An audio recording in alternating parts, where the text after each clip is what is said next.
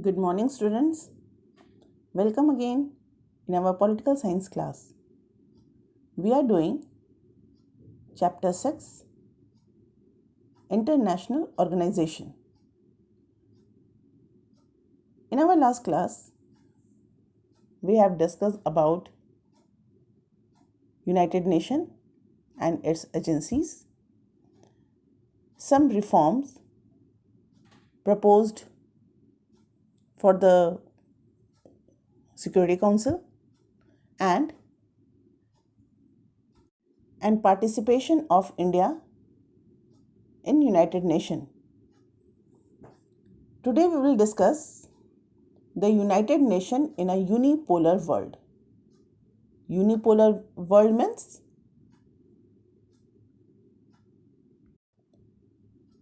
capitalist ideology of USA, in which a system in which USA is supreme power. We have studied in our first book that world was divided into two poles, means world was divided into two ideologies. One is capitalist ideology and second is communist ideology. And after the disintegration of USSR, capitalist ideology remain and become sole power. So, the role of United Nations in a unipolar world. Among the concerns about the reform and restructuring of the United Nations has been the hope of some countries that changes could help the United Nations cope better with a unipolar world in which the US was the most powerful country without any serious rivals. Structuring के बीच कुछ countries को इस बात की उम्मीद थी कि United Nation में ये changes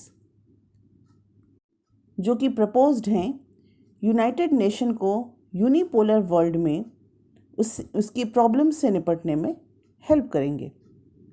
can the United Nations serve as a balance against US dominance? Now the question is, can the United Nations serve as a balance against US dominance? US dominance के against United Nation क्या balance तरीके से काम कर सकता है? Can it help maintain a dialogue between the rest of the world and the US and prevent America from doing whatever it wants?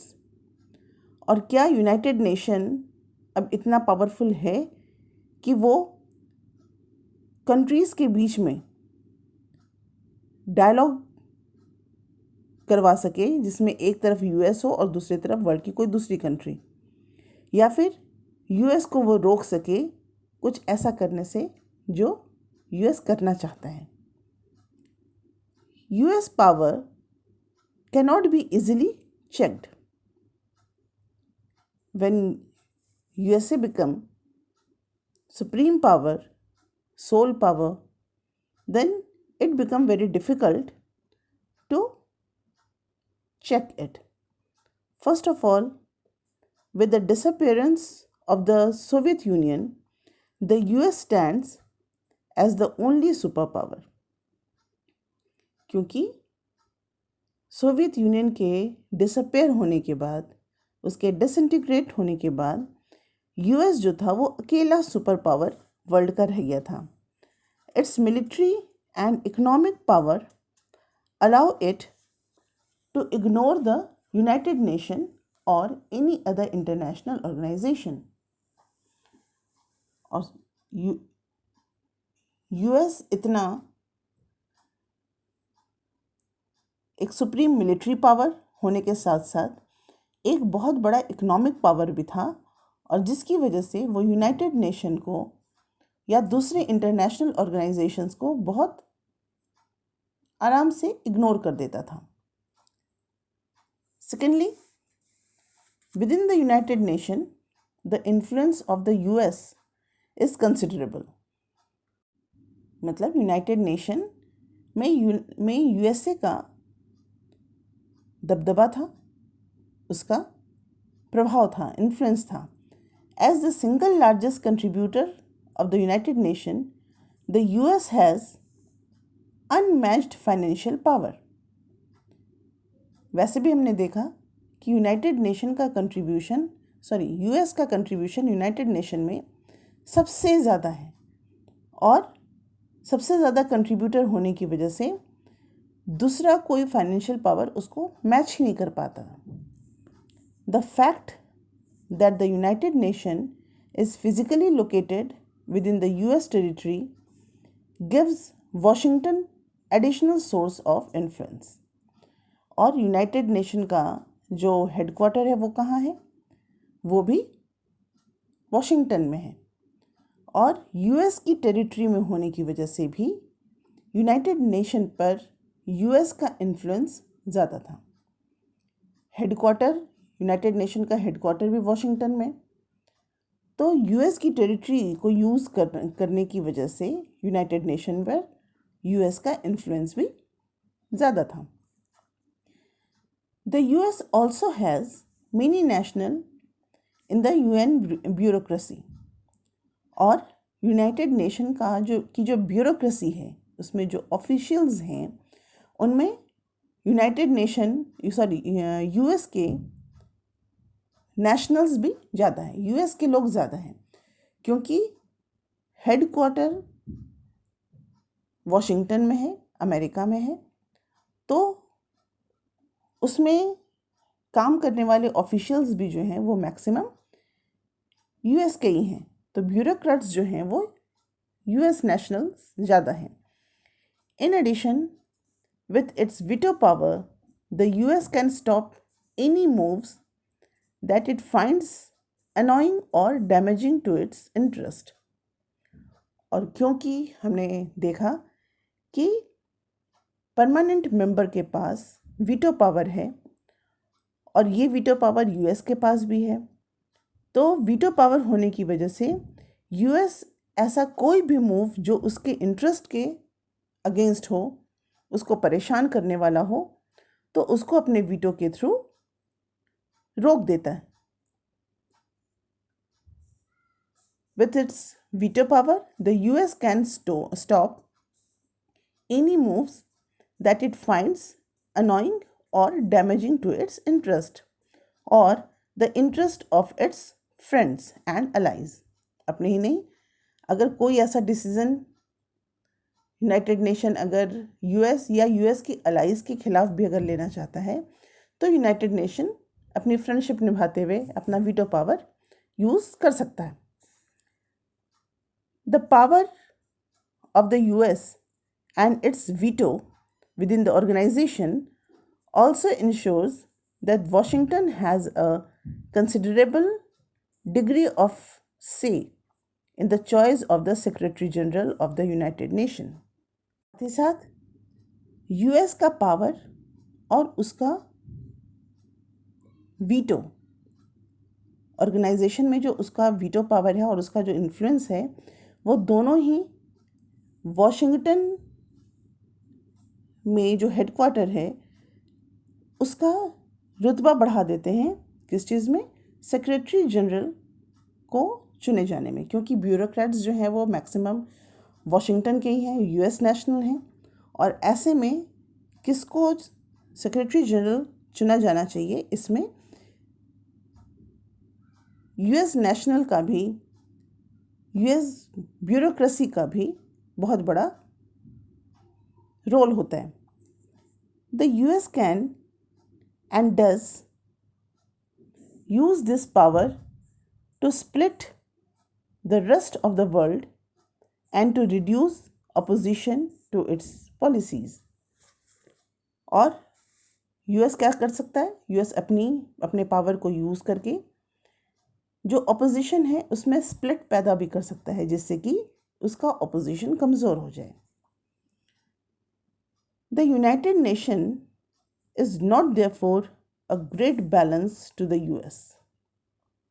तो ऐसे में हम कह सकते हैं कि यूनाइटेड नेशन यूएस के अगेंस्ट एक बहुत बैलेंस्ड इंस्टीट्यूशन नहीं है. Nevertheless, in a unipolar world in which the US is dominant,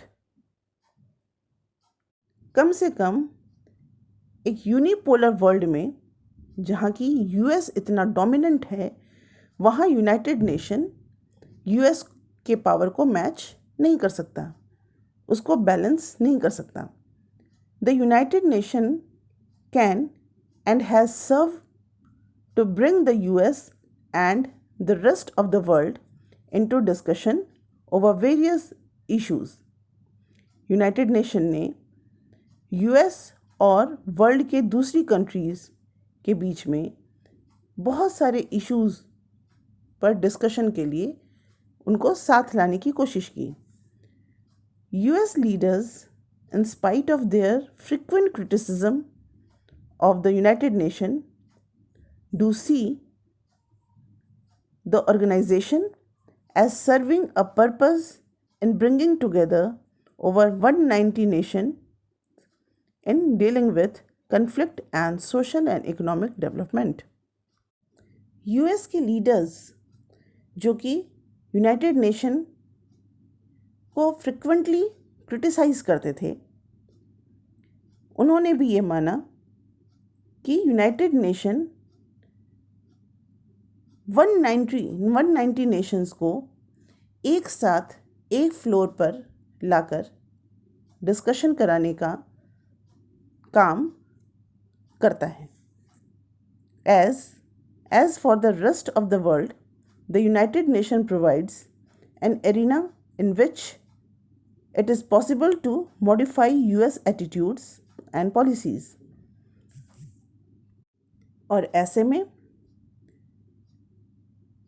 rest of the world के लिए यूनाइटेड नेशन एक एरिना प्रोवाइड करता है जिसमें यूएस की एटीट्यूड और यूएस की पॉलिसीज़ को मॉडिफाई करने की संभावना नज़र आती है.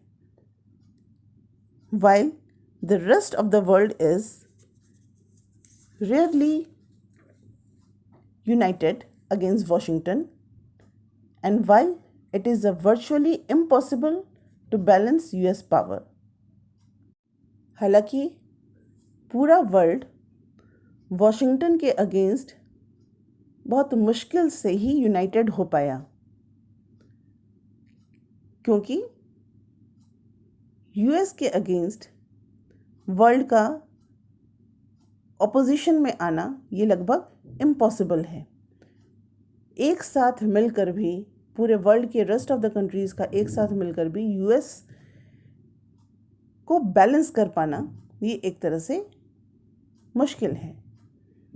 The United nation does provide a space with in which arguments against specific US attitudes and policies are heard and compromises and concessions can be shaped. बावजूद इसके यूनाइटेड नेशन एक ऐसा फ्लोर प्रोवाइड करता है जिसमें कम से कम यूएस के specific attitudes और उसकी पॉलिसीज़ को सुना जा सके और उन पर आर्ग्यूमेंट किया जा सके. The United Nation is an imperfect body. तो हम कह सकते हैं कि यूनाइटेड नेशन जो है वो इम्परफेक्ट बॉडी है, क्योंकि वो यूएस जो कि सुप्रीम यूनिपोलर वर्ल्ड में सुप्रीम पावर है उसको बैलेंस करने की क्षमता नहीं रखता. इसलिए हम कह सकते हैं कि United Nation is an imperfect body, but without it the world would be verse of. लेकिन ये बात भी है कि अगर यूनाइटेड नेशन नहीं होगा तो वर्ल्ड की कंडीशन बहुत ज़्यादा, इससे भी ज़्यादा ख़राब हो जाएगी. Given the growing connection and links between societies and issues what we often call independence, it is hard to imagine how more than 7 billion people would live together without an organization such as the United Nations. Societies और उनके बीच की जो ये बढ़ते हुए issues हैं जिनको हम इंडिपेंडेंस कहते हैं,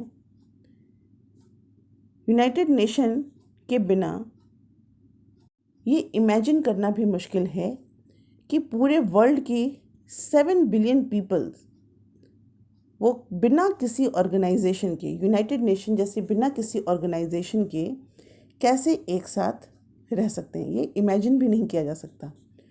technology promises to increase planetary independence, and therefore the importance of United Nations will only increase. Peoples and governments will have to find ways of supporting and using the United Nations and other international organizations in ways that are consistent with their own interest and the interest of the international community more broadly.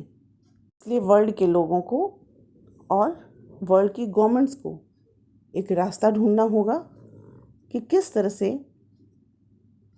United Nation और दूसरे organisation से international community के लिए बेहतर उम्मीद की जा सके, बेहतर काम किया जा सके. Now we have concluded our chapter International Organization, but one thing is left. Have a quick look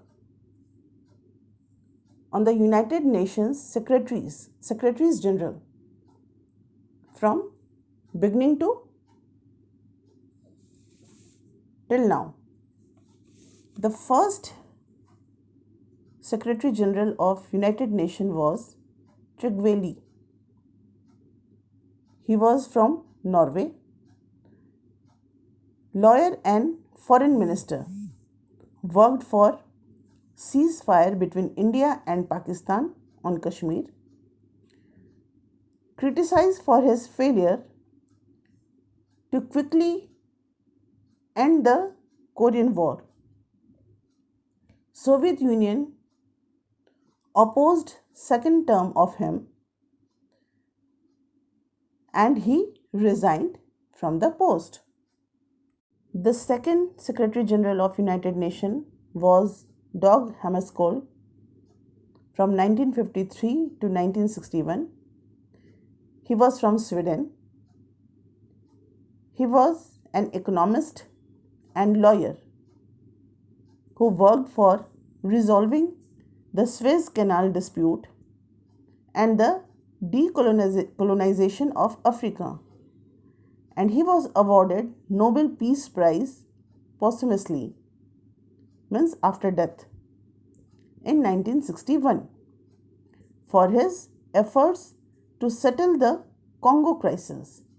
Soviet Union and France criticized his role in Africa. The third Secretary General was U Thant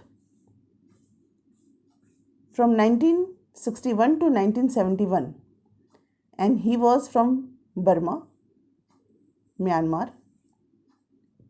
He was teacher and diplomat, worked for resolving the Cuban Missile Crisis and ending the Congo crisis, established the United Nations Peacekeeping Force in Cyprus, and criticized the US during the Vietnam War. The fourth Secretary General was Kurt Waldheim from 1972 to 1981. Austria. He was from Austria. He was diplomat and foreign minister of Austria. Made efforts to resolve the problems of Namibia and Lebanon. He oversaw the relief operation in Bangladesh. China blocked his bid for a third term. Then fifth US Secretary General was Xavier Perez de Cuellar. From 1982 to 1991, he was from Peru. He was lawyer and diplomat, worked for peace in Cyprus, Afghanistan, and El Salvador. He mediated between Britain and Argentina after the Falkland War and negotiated for the independence of Namibia. Then Boutros Boutros Ghali, 1992 to 1996. He was from Egypt. He was diplomat, jurist, foreign minister, issued a report, an agenda for peace, conducted a successful United Nations operation in Mozambique. He was blamed for the United Nations failure in Bosnia, Somalia, and Rwanda. Due to serious disagreement, the US blocked a second term for him. Then Kofi Annan, 1997 to 2006. He was from Ghana. United Nations official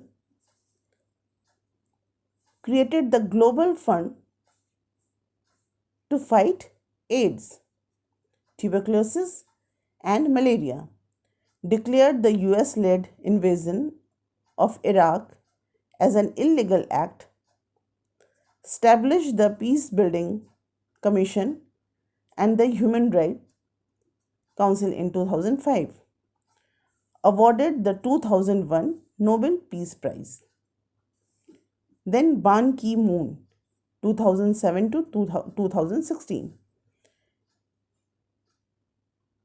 Republic of Korea. He was from Republic of Korea, South Korea. He was diplomat and foreign minister, the second Asian to hold the post,